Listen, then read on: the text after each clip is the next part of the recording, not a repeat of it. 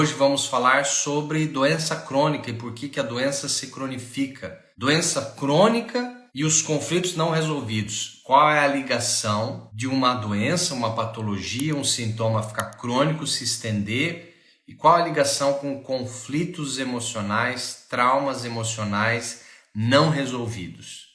E como fazer para resolvê-los? E como fazer para identificá-los? E etc, etc. Então, primeira questão. O que é uma doença crônica, Gustavo?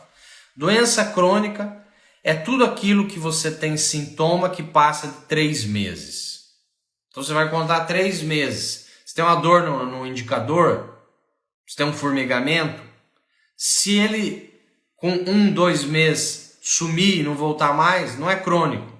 Ele se resolveu. O corpo tem um prazo mais ou menos, óbvio que isso é mais ou menos, de 3 meses para ele se autocurar.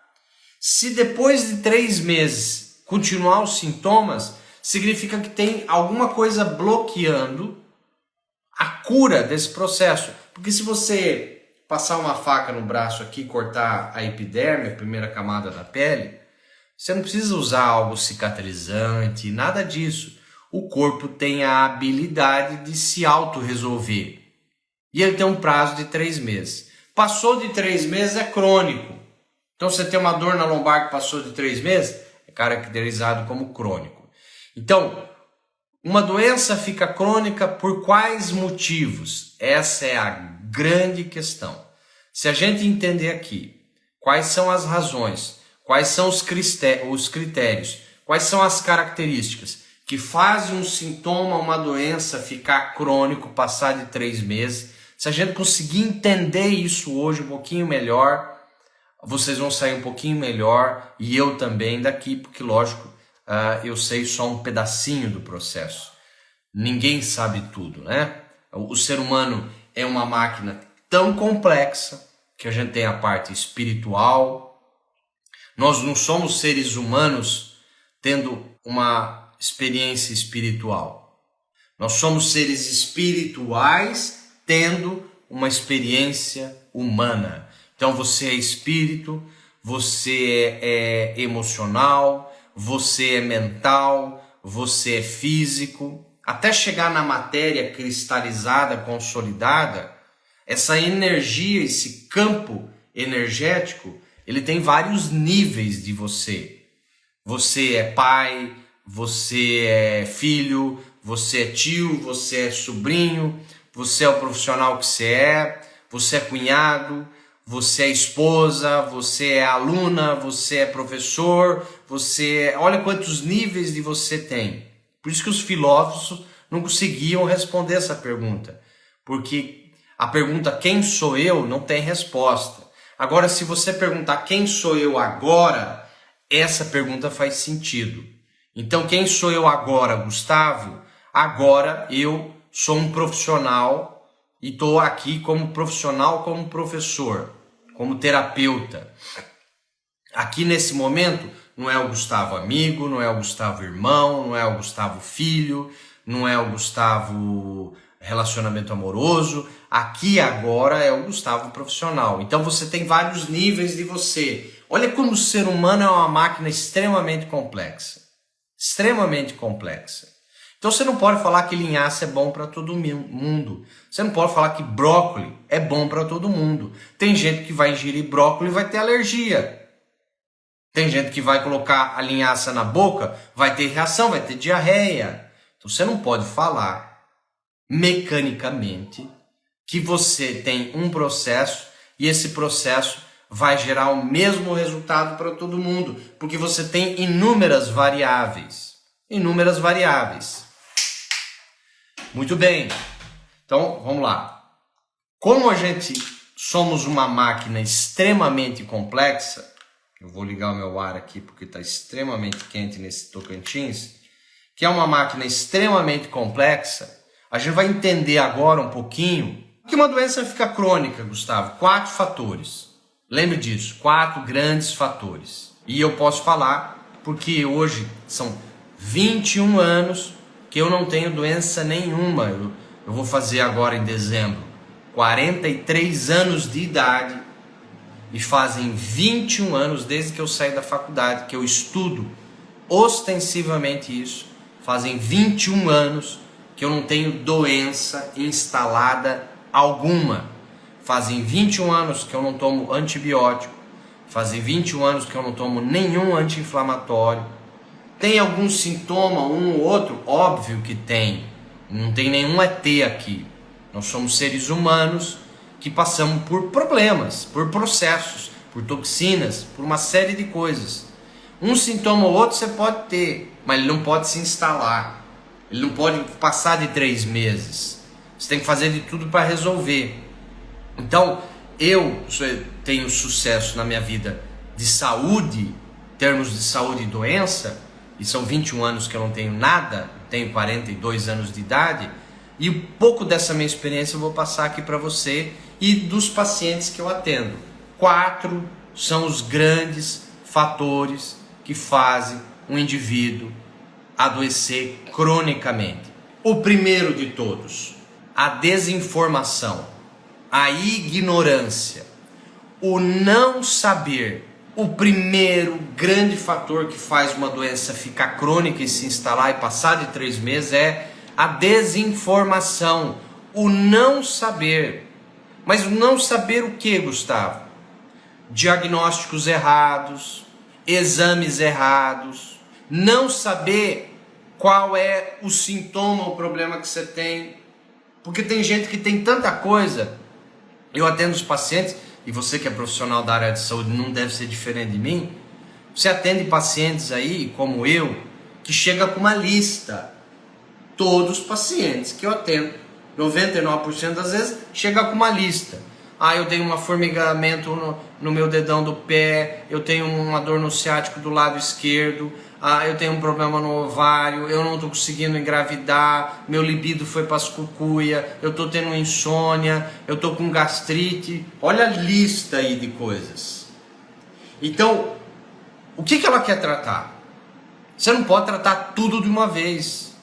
No mesmo tratamento, numa mesma sessão, tratar tudo de uma vez. Não tem como.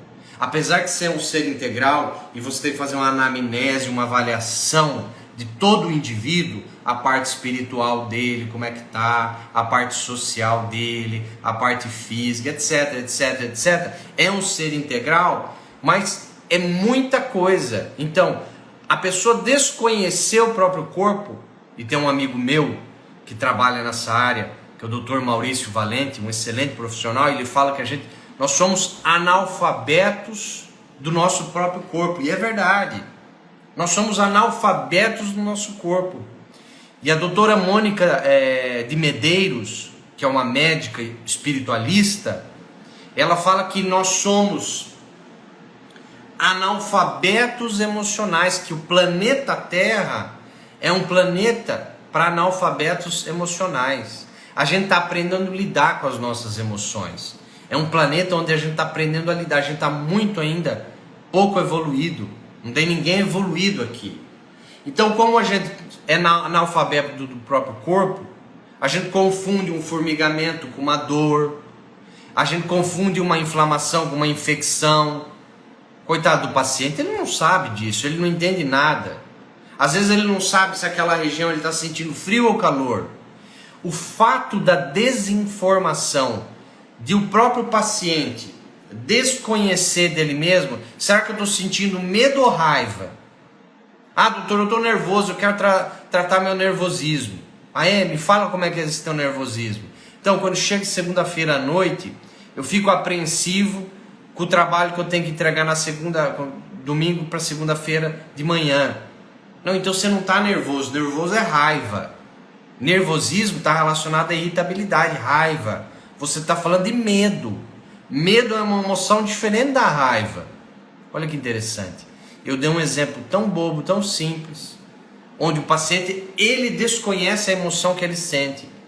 Ele não sabe se ele sente, se é tristeza, se é medo, se é raiva. Muitas vezes se é formigamento, se é dor, se é falta de força. O paciente caiu por falta de força ou por causa de dor? Essa é a grande questão. Será que faltou força e ele caiu? Será que ele sentiu dor e caiu? Então, o fato de você desconhecer do próprio corpo, não saber o que você sente, não saber aonde é o problema. A pessoa fala, eu tenho dor no corpo todo. Mas quando você vai fazer a avaliação, a dor é só nas pernas. Ela não tem dor no corpo inteiro. Ela tem dor nas pernas. E não é na perna inteira. É só no joelho. E não é no joelho inteiro. Olha só que interessante. Então, o fato do paciente, de você mesmo, desconhecer do próprio corpo, os sentimentos, os sintomas, os sinais. A pessoa fala assim, Gustavo, me deu taquicardia domingo à noite. E na verdade ele não teve taquicardia, porque quando você pede, teu coração estava acelerado, acelerado quanto? Ele estava 120, 150? Não, eu só estava sentindo ele bater no peito. Ele estava até lento, mas eu estava sentindo o peito pular. Não, mas então o que você estava tendo não é taquicardia.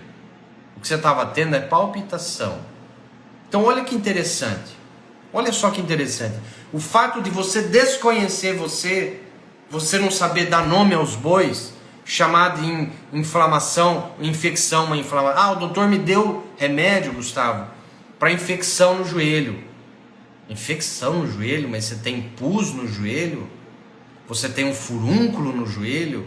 Você fez uma cirurgia e ficou com infecção de bactéria no seu joelho? Não. Não foi anti-inflamatório que o seu médico deu? Isso, anti-inflamatório. Então, o paciente, ele não é médico, ele não é profissional de saúde, ele não é obrigado a saber. Mas o fato de você desconhecer, o paciente desconhecer exames errados, não saber o sintoma que tem, não saber quando que vem o sintoma, o fato de desconhecer, você não consegue curar. Faz sentido para vocês? Você nem consegue começar a tratar a doença. Faz sentido? Eu falei do primeiro motivo, porque uma doença fica crônica. Qual o segundo motivo que uma doença fica crônica? O segundo motivo é não saber a causa. Então vamos supor, agora eu sei o que eu tenho, os sintomas, tá? O sintoma que eu tenho, Gustavo, é uma ardência urinar. Eu achava que era uma dor na lombar, mas não é. Eu achei que era uma dor no testículo, mas não é uma dor no testículo. É uma ardência no canal, na uretra. É isso que eu sinto. Agora sim. Então você sente uma ardência no canal da uretra. É isso que você sente? Isso, ótimo. Então agora você sabe o que você tem, os sintomas. Porque ele não precisa ser médico para saber qual é a doença. Nome de doença muitas vezes mais atrapalha do que ajuda. Porque você condenar alguém que ela tem fibromialgia, ela vai falar assim, fibromialgia não tem cura. Se fibromialgia não tem cura, eu vou ficar com essas dores o resto da vida. Mas às vezes ela não tem fibromialgia. E quem disse que fibromialgia não tem cura? Começa por aí. Então o que a gente está interessado aqui não é o nome da doença, é saber os sintomas. Vamos supor que esse paciente sabe o sintoma que ele tem. Ele sabe muito bem o que ele sente. E ele sabe descrever o que ele sente. Então agora tem que saber qual é a causa desses sintomas. E aí que fica o X da questão. Você saber a causa dos sintomas não é para qualquer profissional. Porque você tem que ter uma tecnologia, e quando eu falo tecnologia, não é aparelho, não é medindo no sangue, não é fazendo um exame de imagem, nada disso. Para saber a causa do problema, é através de uma boa avaliação. Começa por aí, saber interrogar o paciente. Isso demora no mínimo de 40 minutos a 1 hora de uma avaliação bem feita, de fazer perguntas certas no momento certo. Poucos profissionais sabem fazer isso. Através de uma avaliação profunda, você pode chegar na causa do problema. Sua causa, tudo indica que é toxina. Mas existem técnicas palpatórias, do qual eu faço. Na minha técnica, eu rastreio o sistema nervoso do indivíduo. Eu vou lá no sistema nervoso do indivíduo, seja à distância por videoconferência ou presencialmente, e eu consigo rastrear Será que é uma toxina? Será que é um metal pesado? Quando ele entrou? Que órgão que ele está afetando? Será que é um conflito emocional? Que tipo de conflito emocional que é? Com quem é? Quando ele vivenciou? Isso são técnicas sofisticadas que já tem desde os anos 80 para cá, que vieram da Alemanha, que vieram da França, tecnologias como a microfisioterapia, como a nova medicina germânica, etc, etc, etc, que dá ao indivíduo possibilidades, a cinesiologia aplicada, que veio dos Estados Unidos, todas essas tecnologias, quando bem treinadas por um profissional capacitado, ele consegue chegar na causa. Às vezes é uma causa só, às vezes são duas causas, 3, 4, etc, etc. Então, o primeiro, saber o que você tem, os sintomas que você tem. Segundo, saber rastrear a causa ou as causas. E aí você precisa de um profissional que faça isso. Você precisa de um profissional que chegue nisso. Tá? Segundo, terceiro ponto, o porquê que uma doença fica crônica.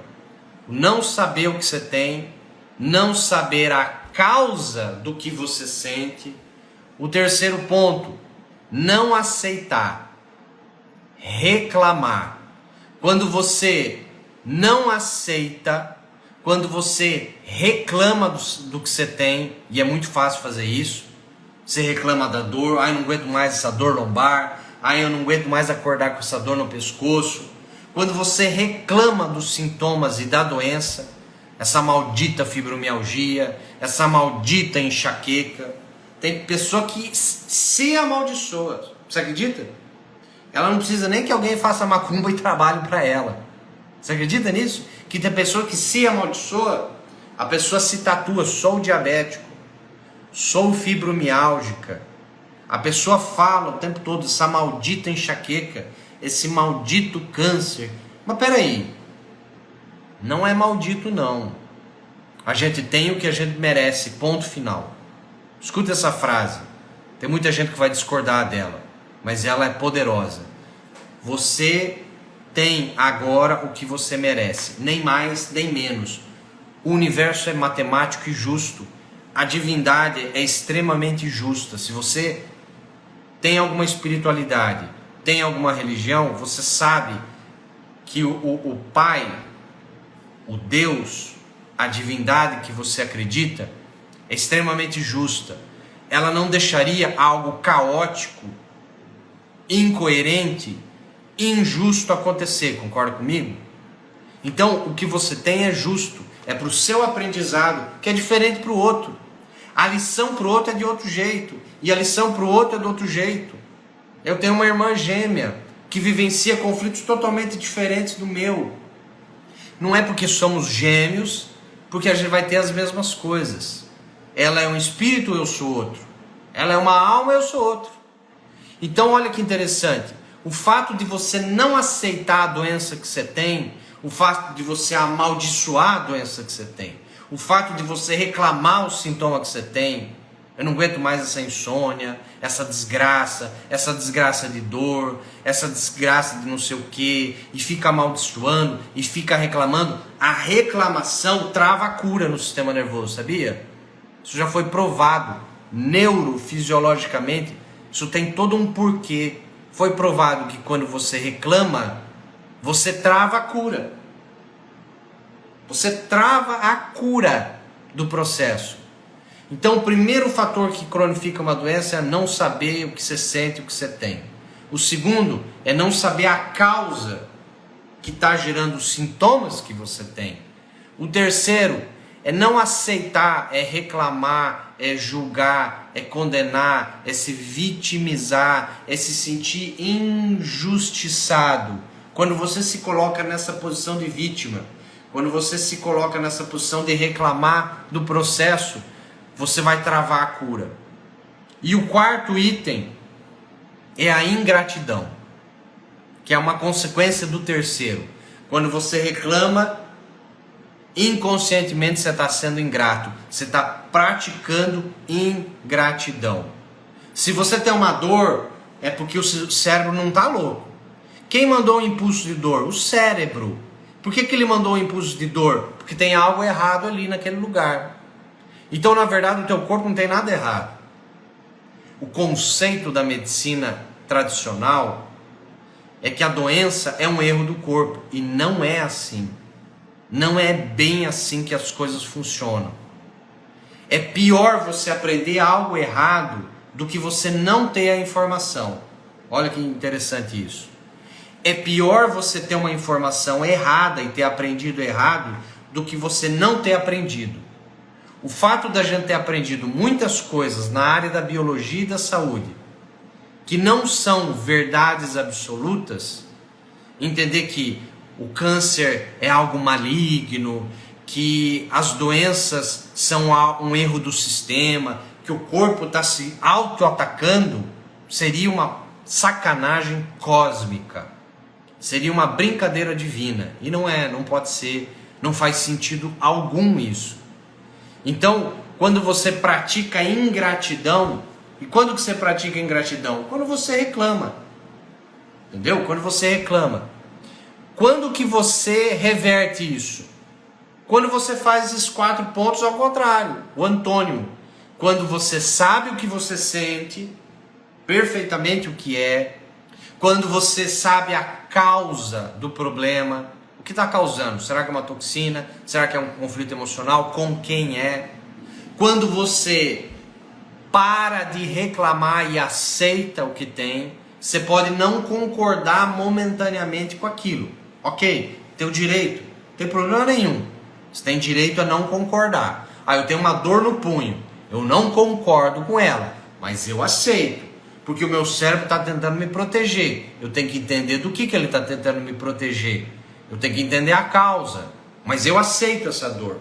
Não vou reclamar. Eu aceito. E eu agradeço.